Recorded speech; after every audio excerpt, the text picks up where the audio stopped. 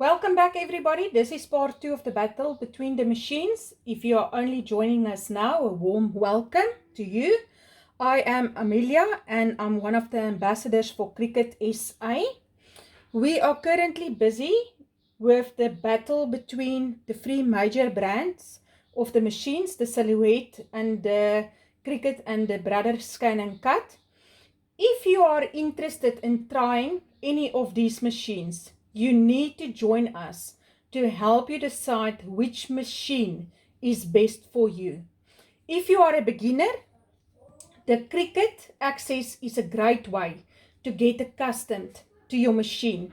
With the ready-made projects, you will be cutting in no time. Another thing that you need to do when you are a beginner is YouTube. YouTube will become your next best friend. And when you are watching YouTube, go along with your program. Don't just watch the YouTube, follow along with your program so that you can see where are the buttons that I talk about, or the functions and all the stuff. That is the only way you will learn. Also, get yourself a notebook. A small one like this will do. Small little notebook. You will never remember everything of every project, and therefore a notebook will be handy. Also, get to know the different types of wording that's been used in design space, like slice, weld, flatten, attach. You need to know what each and every one means. You can also write it down in your notebook so that you don't forget. In the second part, I'm going to show you how the Cricut Maker is going to cut felt. The other thing that I also want to give you advice on is when you are doing research, you will get, and on our Facebook pages it is as well, there's a lot of information regarding the different kind of mats and the type of blades and everything. All this information is on our Facebook group. So get yourself a file as well and print it out and file it so that you have a reference to go back to when you are struggling with a project. So let me just get this out of the way. The felt project. The things that you're going to need is your material mat and your blade,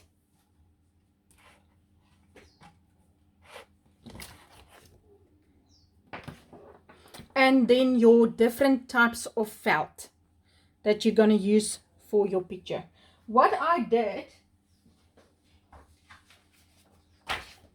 was I already printed out the image that I want to do in Cricut Access. So I printed already out so that I know which colors I want to use the felt with. And if you want to change any colors, you can also put your notes onto that. This is what I like about Cricut Access. You can print out the project that you're going to make, and it's going to give you the description and everything about the project, and also how to assemble it and everything. You can also make your notes on this if you want to change a color, so that when you start your project, you know exactly what you want to do. The other thing that I want to show you is it's a little trick with your fabric mat. I'm just going to take this off.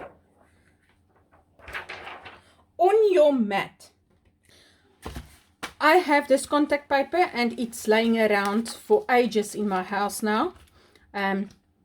We used to use it to cover our books and our files. So I found a tip on YouTube where the ladies, to protect your mat and so that it lasts longer, you put a piece of that contact paper. So if you will have a look, you will see, just trying to lift it, you see a piece of contact paper on my mat, and on this I will put my felt, because the felt is going to leave behind all those fluff, and then your mat isn't going to last very long. So with this contact paper that I put on the mat, it's still sticky. I'm gonna put my felt on it, and then I'm gonna cut, and my mat will last so much longer. So that is also a tip that I wanted to give you while you are using material or felt, so that your mat lasts much longer. Click on the drop down box and go down to Cricut Community. In Cricut Community, there's also a lot of projects that has been made by the community and is also shared with us.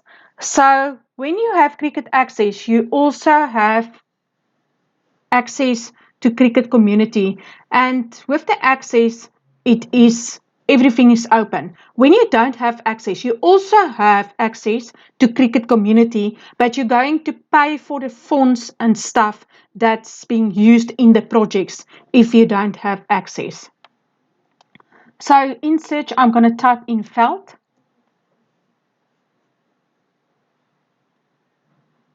And I'm just going to look for my project.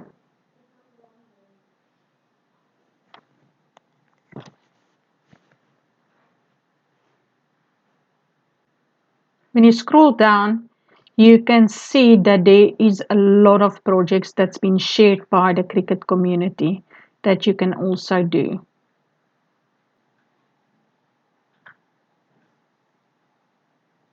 I'm going to double click it to open, and then I'm going to say edit a copy. If you want to put in, say for instance, a text, you can go over to text and you can type in, say for instance, your son's name.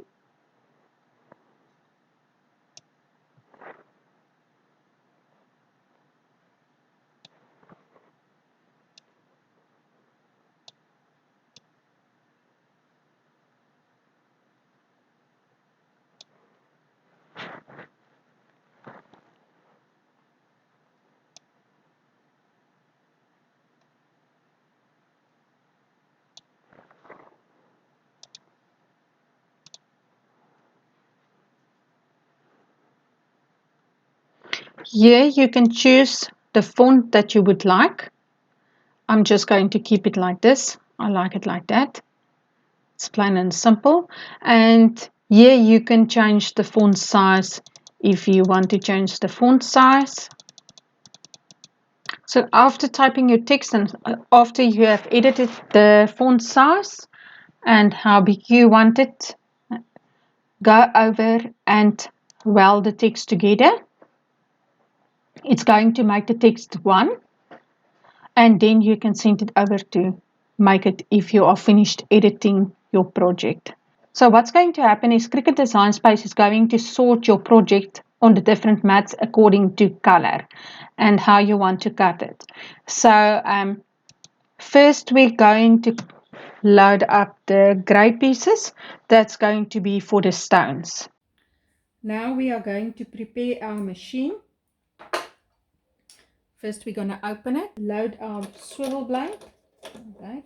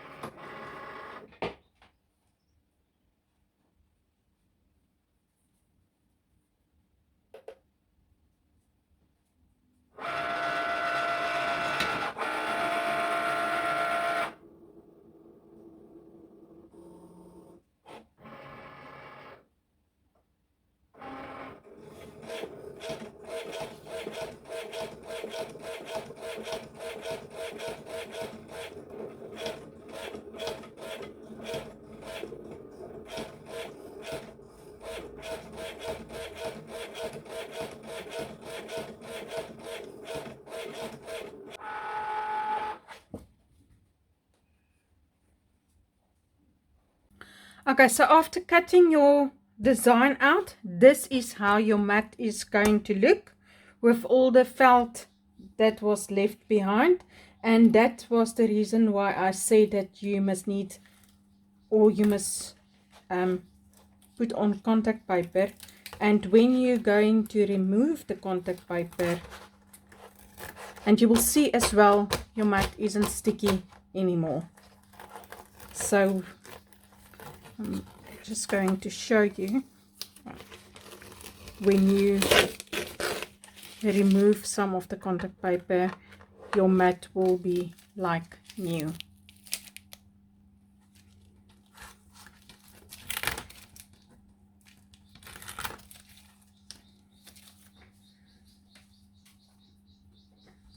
Okay, so this is how my mat looks like after I've taken off the contact paper. You will see I didn't even need to wash it. If there's still fiber on your mat after you remove the contact paper, you can just use a baby wipe to wipe it off. But you can see that my mat is sticky again. So I'm finished cutting all the pieces of the felt, and I already pieced them together on how I want to place them. So the only thing that is left to do is for me to glue it together with a craft glue and then put it in the frame for my son's room. So here you have a nice piece of dinosaurs, something for a boy's room. This concludes the second part of the Battle of the Machines, and I want to thank you that you have taken the time to join us and to be part of this battle. I will see you again in the next part.